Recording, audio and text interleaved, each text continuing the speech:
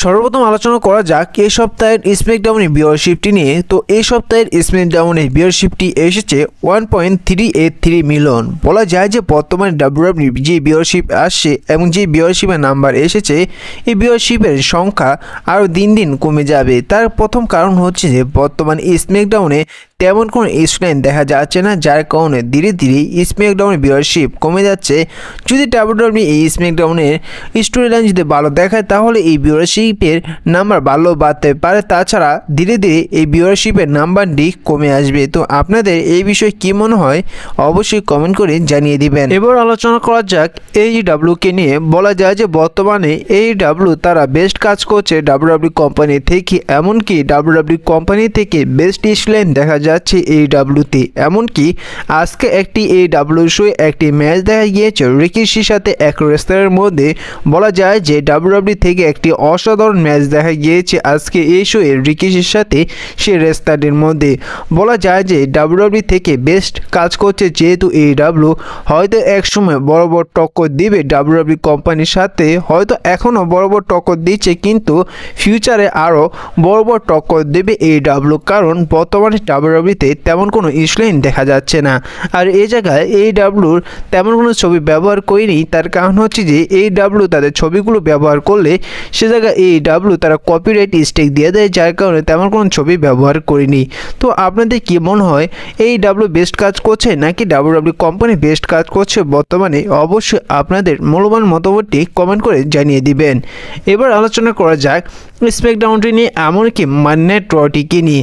তো এবার 30শে জুন যে একটি মানডে নাইট র হতে যাচ্ছে, জানা যাচ্ছে যে সে মানডে নাইট রয়েই দেখা যাবে যে সামনে স্ম্যাকডাউনে শোটি আগে থাকতে ট্যাপ করে নিতে। তার কারণ হচ্ছে যে ডাব্লিউডাব্লিউই 30শে জুনের পর তারা তাদের দেশের বাইরে একটি শো করাতে যাবে, যার কারণে তার আগে স্ম্যাকডাউনটি ট্যাপ করে নেবে। হয়তো মানডে নাইট রয়ের শুরুতেই আগে ট্যাপ করে নেবে, আর নয়তো মানডে নাইট রটি শেষ হয়ে যাওয়ার পর স্ম্যাকডাউনে শোটি ট্যাপ করে নেবে। এবার আলোচনা করা যাক গোল্ডবার্গকে নিয়ে। তো বর্তমানে একটি রিপোর্ট জানা যাচ্ছে যে এবার খুব শীঘ্রই গোল্ডবার্গ তার ছেলেকে রেসলিংয়ে নিয়ে আসতে চলেছেন, অর্থাৎ গোল্ডবার্গের ছেলেকে খুব শীঘ্রই এবার রেসলিংয়ে আসতে দেখা যাবে, অর্থাৎ ডাব্লিউডাব্লিউইতে আসতে দেখা যাবে। পাশাপাশি এও জানা যাচ্ছে যে যেহেতু এবার গোল্ডবার্গ তিনি জানিয়েছে তিনি যখন এবার ডাব্লিউডাব্লিউইতে আসবে এটি হবে তার লাস্ট টাইম, যার কারণে যেহেতু এবার গোল্ডবার্গ তিনি লাস্ট টাইমের জন্য ডাব্লিউডাব্লিউইতে আসে, এই লাস্ট টাইমের জন্য সাধারণত তিনি আসে তার ছেলেকে রেসলিং নিয়ে আসার জন্য এবং ডাব্লিউডাব্লিউইতে একটি জায়গা করে দেওয়ার জন্যই তিনি এবার ডাব্লিউডাব্লিউইতে আসে লাস্ট টাইমের জন্য, এবং তারপর তাকে হয়তো ডাব্লিউডাব্লিউইতে দেখা যাবে না। এখন কথা হচ্ছে যে যেভাবে ডাব্লিউডাব্লিউইতে একসময় গোল্ডবার্গ তিনি রাজত্ব করেছিল, তিনি একটি নাম তার স্বর্ণ অক্ষরে ডাব্লিউডাব্লিউইতে লিখে গিয়েছে। গোল্ডবার্গের ছেলে কি গোল্ডবার্গের মতন ডাব্লিউডাব্লিউইতে রাজত্ব করতে পারবে, এটি সময় আসলেই দেখা যাবে। তো আমার তো পার্সোনালিভাবে বলতে গেলে যে গোল্ডবার্গের মতন এমন রাজত্ব করতে পারবে না, এমন কিছু করতে পারবে না। আর গোল্ডবার্গ তিনি ডাব্লিউডাব্লিউইতে যা যা করেছে কিছুই করতে পারবে না, এত কিছু অ্যাচিভ করতে পারবে না গোল্ডবার্গের ছেলে। তো আপনাদের এই বিষয়ে কী মনে হয় অবশ্যই কমেন্ট করে জানিয়ে দিবেন। এবার আলোচনা করা যাক জন সিনা এবং R-Truth-কে নিয়ে। তো আজকে নিউজ কালেক্ট করতে গিয়ে একটি ছবি আমার চোখে পড়লো, মনে হলো আপনাদের সাথে শেয়ার করি। সেটি হচ্ছে যে বর্তমানে এই জায়গায় একটি ছবি দেখতে পাচ্ছেন, একটি R-Truth-এর আরেকটি জন সিনার। এক পাশে ছবি রয়েছে 2005-এর, যে জায়গায় R-Truth এবং জন সিনাকে দেখা যাচ্ছে, এবং সে জায়গায় বলা যাচ্ছে সেই 2005-এর ছবিতে R-Truth-কে দেখে একেবারে চেনা যাচ্ছে না। আর এবার এক পাশে রয়েছে 2025-এ R-Truth এবং জন সিনা। তো আপনাদের এই ছবিটি দেখে কি মনে হয়, আসলে কি এটা রিয়েল নাকি ফেক, অবশ্যই কমেন্ট করে জানিয়ে দিবেন। এবার আলোচনা করা যাক 2025-এর মানি ইন দ্য ব্যাংক পেপার ভিউটি নিয়ে। তো এবার মানি ইন দ্য ব্যাংক পেপার ভিউতে যে মেন্সের লেডার ম্যাচটি হতে যাচ্ছে, সে জায়গায় যে মানি ইন দ্য ব্যাংকটি জিতবে সেই জিতে কি সে রাতে মানি ইন দ্য ব্যাংকটি ক্যাশিং করতে পারে। দেখুন এই জায়গায় আপনাদের একটি বিষয় কনফার্ম করে বলতে পারিছি, আপনারা যেমনটা জানেন যে এবার মানি ইন দ্য ব্যাংক পেপার ভিউতে একটি ট্যাগ টিম ম্যাচ হতে যাচ্ছে জেউসো কোডোরোস ভার্সেস লোগান পল জনসনের মধ্যে।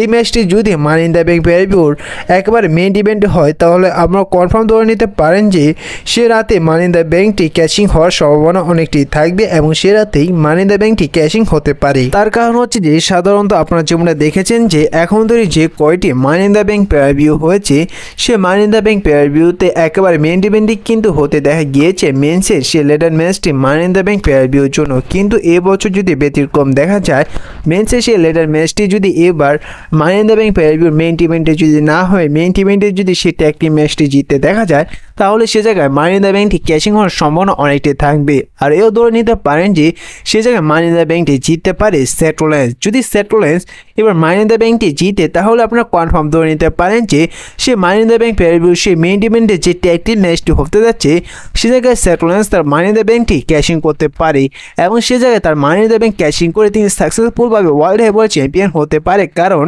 সে জায়গায় সেথ রোলিন্সকে সাহায্য করতে পারে জন সিনা এবং লোগান পল, যার সাহায্যে তিনি ওয়ার্ল্ড হেভিওয়েট চ্যাম্পিয়ন হলেও হতে পারে। তো আপনাদের এই বিষয়ে কি মনে হয় অবশ্যই কমেন্ট করে জানিয়ে দিবেন। এবার আলোচনা করা যাক 2025-এর সার্ভাইভার সিরিজ পিওবিসি অর গেম ম্যাচটি নিয়ে। তো এই বিষয়ে আপনাদের বারবার বলে দিয়েছিলাম যে এই বিষয়ে আপনারা কনফার্ম ধরে নিতে পারেন যে এবার 2025-এর সার্ভাইভার সিরিজ পিওবিসি অর গেম ম্যাচটির মধ্যে রোমান রেন্সের টিমের সাথে সেথ রোলিন্সের টিমের মধ্যে একটি অর গেম ম্যাচ দেখা যাবে। এখন কথা হচ্ছে যে এবার রোমান রেন্সের টিমে কে থাকবে, সেথ রোলিন্সের টিমে কে থাকবে। দেখুন বর্তমানে যে স্টোরিলাইন চলছে, বলা যায় যে সেথ রোলিন্সের স্টোরিলাইনের সাথে কিছুটা এক পর্যায়ে যুক্ত হয়ে গিয়েছে জন সিনা, আর অপরদিকে রোমান রেন্সের স্টোরিলাইনে কিছুটা যুক্ত হয়ে গিয়েছে কোডি রোডস, যার কারণে রোমান রেন্সের টিমে দেখা যেতে পারে স্যামি জিনকে, জিমি উসোকে, জে উসোকে, কোডি রোডসকে, রোমান রেন্সকে, বা সে জায়গায় জিমি উসোর পরিবর্তে দেখা যেতে পারে র্যান্ডি অর্টনকে। আর অপরদিকে সেথ রোলিন্সের টিমে দেখা যেতে পারে ড্রু ম্যাকইন্টায়ারকে, জন সিনাকে, ব্রড ব্রেকারকে, এমনকি ব্রনসেডকে। তো সাধারণত এমন একটি অর গেম দেখা যেতে পারে, এই সমস্ত রেসারগুলো থাকতে পারে। তো আমি বলছি না, বর্তমানে রিপোর্ট থেকে জানা যাচ্ছে যে এদের মধ্যে একটি অর গেম ম্যাচ হতে পারে। তো আপনাদের কি মনে হয় অবশ্যই কমেন্ট করে জানিয়ে দিবেন। এবার আলোচনা করা যাক রেসলম্যানিয়া 42টিকে নিয়ে। তাহলে কি এবার রেসলম্যানিয়া 42-এ ইন্টারকন্টিনেন্টাল চ্যাম্পিয়নশিপের জন্য একটি ট্রিপল থ্রেট ম্যাচ দেখা যেতে পারে। সেই ম্যাচটি হতে পারে কি জাজমেন্টের মেম্বারগুলোর মধ্যে, সেটি হতে পারে Damian Priest versus Dominik Mysterio versus Finn ব্যালারের মধ্যে। জানা যাচ্ছে যে এদের মধ্যে একটি ইন্টারকন্টিনেন্টাল চ্যাম্পিয়নশিপের ম্যাচ হতে পারে এবার রেসলম্যানিয়া 42-এ। সাধারণত এটি হতে পারে যে অনুমান করা যাচ্ছে যে এবার বছর শেষ হওয়ার আগেই জাজমেন্টের টিম থেকে বের করে দিতে পারে ফিন ব্যালারকে। সেটি হচ্ছে যে এবার ডমিনিক মিস্টিরিওর সাথে ডেমিয়ান প্রিস্টের মধ্যে একটি ইন্টারকন্টিনেন্টাল চ্যাম্পিয়নশিপের ম্যাচ দেখা যেতে পারে, যে জায়গায় ডমিনিক মিস্টিরিওকে হারিয়ে দিতে পারে ফিন ব্যালার তার ইন্টারকন্টিনেন্টাল চ্যাম্পিয়নশিপটি ডেমিয়ান প্রিস্টের কাছে। যার পর থেকেই শুরু হতে পারে এই তিনজনের মধ্যে একটি স্টোরিলাইন এই ইন্টারকন্টিনেন্টাল চ্যাম্পিয়নশিপের জন্য, এবং তাদের এই ম্যাচটি হতে পারে রেসলম্যানিয়া 42-এ এই ইন্টারকন্টিনেন্টাল চ্যাম্পিয়নশিপের জন্য ট্রিপল থ্রেট ম্যাচটি। তো আপনাদের কি মনে হয় অবশ্যই কমেন্ট করে জানিয়ে দিবেন। এবার আলোচনা করা যায় সামারস্ল্যাম পিওবিউটিকে নিয়ে। তো একটি রেসলিং সোসার পক্ষ থেকে জানা যাচ্ছে যে, তো এই বিষয়টা আমার মনে হয় যে হবে না, এটি একটি ধারণা।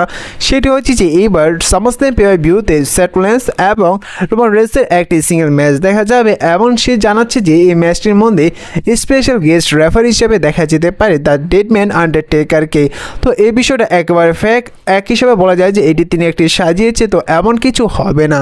তো আপনাদের কি মনে হয় এই বিষয়ে অবশ্যই কমেন্ট করে জানিয়ে দিবেন। আর আজকের এই ভিডিওটা এই পর্যন্ত ছিল, দেখা হচ্ছে পরবর্তী ভিডিওতে নতুন কোনো আপডেট নিয়ে। ভিডিওটি ভালো লাগলে অবশ্যই লাইক করে দিবেন, ছোট রেসলিং চ্যানেল নতুন থাকলে চ্যানেলটি সাবস্ক্রাইব করে দিবেন। ততক্ষণ ভালো থাকুন, সুস্থ থাকুন, ধন্যবাদ। দেখা হচ্ছে নেক্সট ভিডিওটিতে।